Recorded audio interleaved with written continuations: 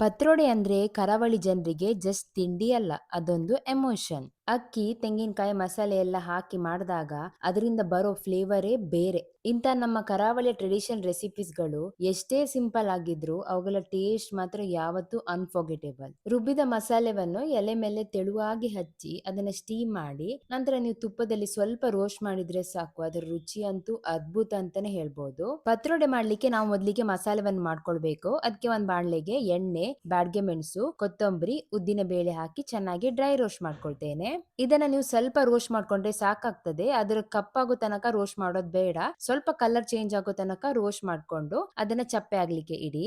ಇವಾಗ ನಾವು ಪತ್ರೋಡಿಗೆ ಬೇಕಾಗಿರುವ ಮೇನ್ ಇಂಗ್ರೀಡಿಯೆಂಟ್ ಅಂದ್ರೆ ಕೆಸುವಿನ ಎಲೆಯನ್ನು ರೆಡಿ ಮಾಡ್ಕೊಳ್ಬೇಕು. ಮೊದಲಿಗೆ ನಾನು ಎಲೆಯನ್ನು ಚಂದ ಮಾಡಿ ಕ್ಲೀನ್ ಮಾಡಿ ಒಂದು ಬಟ್ಟೆಯಿಂದ ಒರೆಸ್ಕೊಂಡಿದ್ದೇನೆ. ನಂತರ ಅದರ ಹಿಂದ್ಗಡೆ ಇರುವ ಈ ದಂಟನ್ನು ನೀವು ಮೆಲ್ಲ ತೆಕ್ಕೊಳ್ಬೇಕು.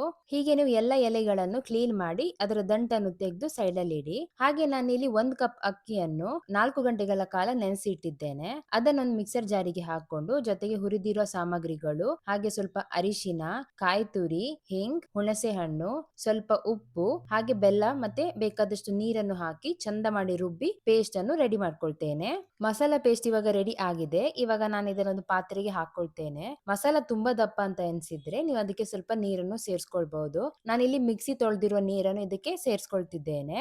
ಇವಾಗ ಇದನ್ನ ಚಂದ ಮಾಡಿ ಮಿಕ್ಸ್ ಮಾಡಿ ಮಸಾಲಾ ಪೇಸ್ಟ್ ಅನ್ನು ರೆಡಿ ಮಾಡ್ಕೊಂಡು ಸೈಡ್ ಅಲ್ಲಿ ಎತ್ತಿ ಇಡಿ. ಇವಾಗ ನಾನು ಕೆಸುವಿನ ಎಲೆಗೆ ಈ ಪೇಸ್ಟ್ ಅನ್ನು ಹಚ್ತಾ ಹೋಗ್ತೇನೆ. ಮೊದಲಿಗೆ ಒಂದು ಪ್ಲೇಟಿಗೆ ಒಂದು ಎಲೆಯನ್ನಿಟ್ಟು ಅದಕ್ಕೆ ಈ ಪೇಸ್ಟ್ ಅನ್ನು ಹಾಕಿ ಚಂದ ಮಾಡಿ ಸ್ಪ್ರೆಡ್ ಮಾಡ್ಕೊಳ್ತೇನೆ. ಎಲೆಗೆ ಎಲ್ಲಾ ಕಡೆ ಈ ಮಸಾಲ ಹೋಗ್ಬೇಕು, ಆದ್ರಿಂದ ನೀವು ಅದನ್ನ ಎಲ್ಲಾ ಕಡೆ ನೀಟಾಗಿ ಸ್ಪ್ರೆಡ್ ಮಾಡ್ಕೊಳ್ಳಿ. ಇವಾಗ ನಾನು ಇನ್ನೊಂದು ಎಲೆನ ಅದ್ರ ಮೇಲೆ ಇಟ್ಟು ಅದಕ್ಕೆ ಸಹ ಮಾಡಿರೋ ಮಸಾಲಾ ಪೇಸ್ಟ್ ಅನ್ನು ಹಚ್ತೇನೆ. ಹೀಗೆ ನಾನು ಒಟ್ಟು 5 ಎಲೆಗಳನ್ನು ಒಂದ್ರ ಮೇಲೆ ಒಂದು ಇಡ್ತಾ ಹೋಗ್ತೇನೆ. ಯಾಕಂದ್ರೆ ಎಲೆ ತುಂಬಾ ಚಿಕ್ಕದಿದೆ, ಆದ್ರಿಂದ ನಾನಿಲ್ಲಿ 5 ಎಲೆಗಳನ್ನ ಬಳಸಿದ್ದೇನೆ. ಎಲೆ ತುಂಬಾ ದೊಡ್ಡದಿದ್ರೆ ನೀವೊಂದು 2 ಎಲೆಗಳನ್ನು ಬಳಸಿದ್ರೆ ಸಾಕಾಗ್ತದೆ. ಸೇಮ್ ಪ್ರೊಸೀಜರ್ ಅಲ್ಲಿ ನೀವು ಅದನ್ನ ಮಸಾಲವನ್ನ ಅದಕ್ಕೆ ಹಚ್ಚಿ ರೋಲ್ ಮಾಡಿದ್ರೆ ಆಯ್ತು. ನೀವು ವಿಡಿಯೋದಲ್ಲಿ ತೋರಿಸುವ ರೀತಿ ಫಸ್ಟ್ ಸೈಡ್ ಗೆ ಮಡ್ಚಬೇಕು, ನಂತರ ನಾವು ಮಿಡಲ್ ಇಂದ ಮಡ್ಚುತ್ತಾ ಬರ್ಬೇಕು.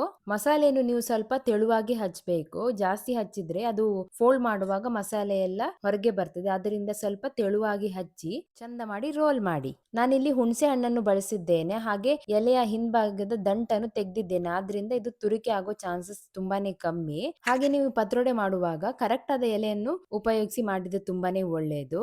ಈಗ ನಾನು 3 ಸೆಟ್ ಎಲೆಗಳನ್ನು ರೆಡಿ ಮಾಡಿ ಇಟ್ಕೊಂಡಿದ್ದೇನೆ. ಇವಾಗ ಇದನ್ನೊಂದು ಪ್ಲೇಟಿಗೆ ಹಾಕಿ ಸ್ಟೀಮರ್ ಅಲ್ಲಿ ಒಂದು 25 ರಿಂದ 30 ನಿಮಿಷಗಳ ಕಾಲ ನಾನು ಇದನ್ನ ಸ್ಟೀಮ್ ಮಾಡ್ಕೊಳ್ತೇನೆ. 30 ನಿಮಿಷಗಳ ಕಾಲ ಆಗಿದೆ, ಇದು ಚೆನ್ನಾಗಿ ಬೆಂದಿದೆ. ಪತ್ರೋಡೆಯ ಹೆಸರು ಕೇಳಿದ್ರೆ ಸಾಕು ಬಾಲ್ಯದ ನೆನಪುಗಳು ಹಾಗೆ ಕಣ್ಮುಂದೆ ಬರ್ತದೆ. ಮಳೆಗಾಲದ ಟೈಮ್ ಅಲ್ಲಿ ಅಡುಗೆ ಮನೆಯಿಂದ ಬರೋ ಈ ಪತ್ರೋಡೆ ಪರಿಮಳವೇ ಬೇರೆ.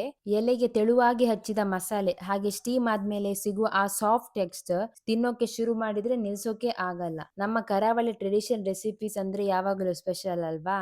ಪತ್ರೋಡೆ ಅಂದ್ರೆ ನಮ್ ಕರಾವಳಿ ಅಡುಗೆಯಲ್ಲೊಂದು ಸ್ಪೆಷಲ್ ಪ್ಲೇಸೇ ಇದೆ. ಮನೇಲಿ ಸಿಗೋ ಸಿಂಪಲ್ ಇಂಗ್ರೀಡಿಯೆಂಟ್ಸ್ ಬಳಸಿ ಮಾಡುವ ಈ ಟ್ರೆಡಿಷನಲ್ ಡಿಶ್ ರುಚಿಯೇ ಬೇರೆ. ಪತ್ರೋಡೆಯನ್ನ ಸ್ಟೀಮ್ ಮಾಡಿದ ನಂತರ ನೀವು ಅದನ್ನ ವಿಡಿಯೋದಲ್ಲಿ ತೋರಿಸುವ ರೀತಿ ಕಟ್ ಮಾಡಿ ಹಾಗೆ ಸಹ ತಿನ್ಬಹುದು, ಇಲ್ಲ ಅಂದ್ರೆ ನೀವು ಅದನ್ನ ಫ್ರೈ ಮಾಡ್ಕೊಂಡು ಸಹ ತಿನ್ಬಹುದು. ಸ್ಟೀಮ್ ಮಾಡಿದ ಪತ್ರೋಡೆಯನ್ನು ನೀವು ಎಣ್ಣೆ ಅಥವಾ ತುಪ್ಪದಲ್ಲಿ 2 ಕಡೆ ಸ್ವಲ್ಪ ರೋಸ್ಟ್ ಮಾಡಿ ತಿಂದ್ರೆ ಅದರ ರುಚಿ ಇನ್ನಷ್ಟು ಹೆಚ್ಚುತ್ತದೆ.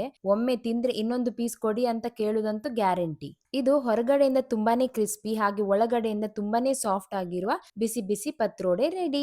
ಹಾಗೆ ನಿಮ್ಗೆ ಏನಾದ್ರೂ ಈ ವಿಡಿಯೋ ಇಷ್ಟ ಆಗಿದ್ರೆ ಲೈಕ್ ಮಾಡಿ, ಹಾಗೆ ನಿಮ್ಮ ಫ್ರೆಂಡ್ಸ್ ಮತ್ತೆ ಫ್ಯಾಮಿಲಿ ಜೊತೆ ಶೇರ್ ಮಾಡಿ. ನೀವೇನಾದ್ರೂ ಈ ರೆಸಿಪಿ ಟ್ರೈ ಮಾಡಿದ್ರೆ ಕಮೆಂಟ್ ಅಲ್ಲಿ ತಿಳಿಸಿ ಹೇಗಾಗಿದೆ ಅಂತ. ಇನ್ನು ಹೆಚ್ಚಿನ ವಿಡಿಯೋಗೆ ನನ್ನ ಚಾನೆಲ್ ಅಥವಾ ಪೇಜ್ ಅನ್ನು ಫಾಲೋ ಮಾಡಿ. ಮುಂದಿನ ವಿಡಿಯೋದಲ್ಲಿ ಸಿಗೋಣ. ನಮಸ್ಕಾರ.